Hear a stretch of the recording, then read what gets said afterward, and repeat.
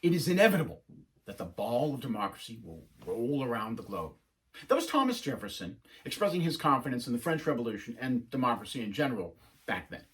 Of course, the revolution in France devolved into the reign of terror, large massacres, prolific public executions, and was then followed by not one but two Emperor Napoleons. The fact is, France didn't see anything approaching real democracy until at least 80 years after the revolution.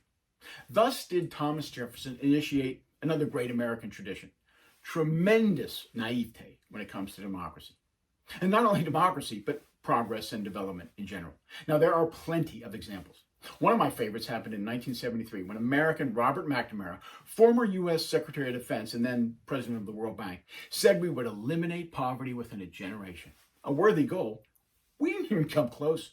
Today, still, 40% of the world lives on less than $2 per day, another 30% on less than $10 per day.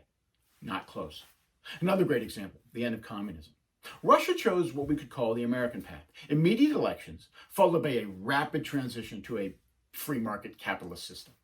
China took a different approach: political reform on the back burner, a slow, gradual transition to free market capitalism. Now, we all know so far neither country is close to political democracy, but Russia's economy collapsed and has barely grown since. China's economy soared, which, by the way, means way more economic freedom and empowerment and an improving quality of life in China, not Russia. Is there any reason China should regret not following Russia's path, kind of the American path? I don't think so. Of course, the most recent example, Iraq and Afghanistan. Let's be honest, no one really thinks those countries are functioning democracies even now, so many years after regime change. The question is, given that this is a region that has never known democracy, but instead has known centuries of factional, tribal, religious conflict, did it make sense to go straight from regime change to elections? Would we have found an easier path if we devised a plan that fit local conditions, instead of just assuming elections are always the answer?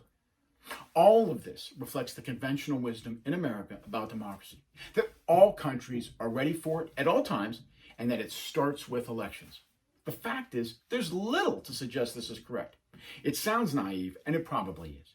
But really, the problem is a general lack of understanding as to how a democracy is built and maintained. And that's why we're making these videos. This is Dan Joseph with the Global Dashboard. Thanks for watching.